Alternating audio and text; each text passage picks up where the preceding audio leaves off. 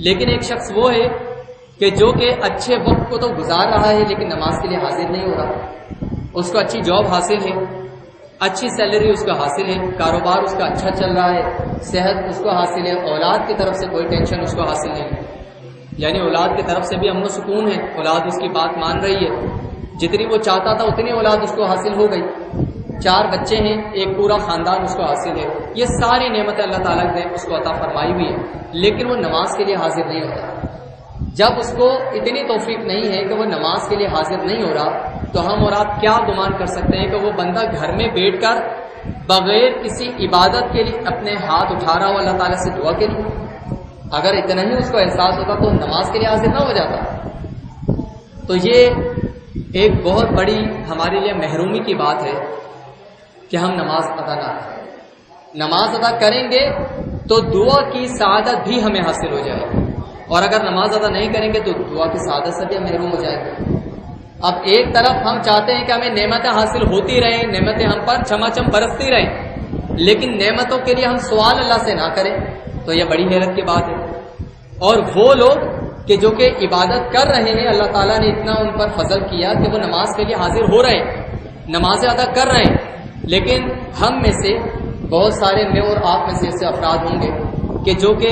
نماز تو ادا کر رہے ہیں، نماز کے فوراً بعد بس مختصر سے 2 الفاظ کی 2 جملوں کی ہم نے دعا کی اور فوراً ہم مسجد سے فرار ہو جاتے ہیں یا ہم جلد اٹھ جاتے ہیں.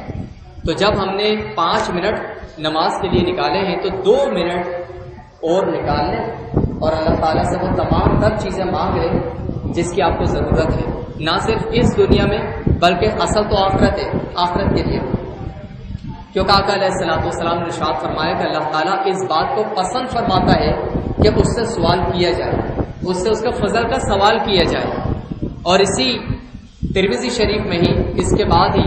1-2 روایات کے بعد اگلی روایت ہے کہ اللہ تعالیٰ اس شخص پر غضبناک ہوتا ہے، غضب فرماتا ہے جو کہ اللہ تعالیٰ سے سوال نہ کرے، اللہ تعالیٰ سے دعا نہ کرے. تو اب دنیاوی طور پر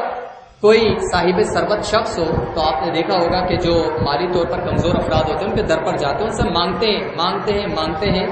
بار بار جاتے ہیں، ملاقات ایک دفعہ نہ ہو تو دوبارہ جاتے ہیں، پھر بار بار جاتے ہیں، جبکہ ان کو پتہ ہے کہ اس بندے کی کیپیسٹی بہت کم ہے، یہ بندہ جو عطا کرے گا دے گا وہ اپنے حسب توفیق دے گا ہمیں. جبکہ دوسری طرف ہم جس بارگاہ میں حاضر ہیں وہ بارگاہ ایسی ہے جس کے خزانوں میں کوئی کمی ہے ہی نہیں، وہ جس کو جو چاہے عطا فرمائے، ہماری تمام تر چاہتوں کو عطا فرمانے کے باوجود اس کے خزانے میں کوئی کمی واقع نہیں ہوگی. تو بندہ اپنی حیثیت کو دیکھ کر نہ مانگے. مثال کے طور سے میرا اگر اپنا ذاتی مکان نہیں ہے، اب میں اللہ تعالیٰ سے دعا کروں کہ باری تعالیٰ مجھے 80 گز کا گھر دلا دے. اللہ تعالیٰ اسباب میرے پاس نہیں ہے لیکن تو بے سبب بھی عطا فرما سکتا ہے، تو قدرت رکھتا ہے اس بات پر کہ تو کسی غیبی ذریعے سے مجھے گھر عطا فرما دے. تو بھائی 80 گز کا مکان میں کیوں مانگوں؟ میں 1000 گز کا مکان کیوں نہ مانگوں؟ میں اللہ تعالیٰ سے جو سوال کر رہا ہوں دنیاوی طور پر ہے یا اخروی طور پر، میں جنت میں صرف داخلے کی دعا کیوں کروں؟ میں جنت الفردوس کا سوال کیوں نہ کروں؟ میں اللہ تعالیٰ سے یہ کیوں کہوں کہ باری تعالیٰ مجھے مجھ سے سوال جواب کرنا، قیامت کے دن مجھ سے سوال جواب کا سلسلہ بہت ہلکا رکھنا، ہلکا ہاتھ ہو میرے اوپر. میں یہ کیوں دعا نہ کروں کہ مجھے بے حساب بخش دے اور میرے جتنے بھی گناہ ہوں گے ان سب کو نیکیوں سے تبدیل فرما دے. تو چاہے دنیاوی نعمت ہو یا اخروی نعمت، اپنے اوقات میں سے چند گھڑیاں اللہ تعالیٰ سے مانگنے کے لیے بھی نکالیں، کیونکہ اللہ تعالیٰ ہمارے مانگنے سے خوش ہوتا ہے.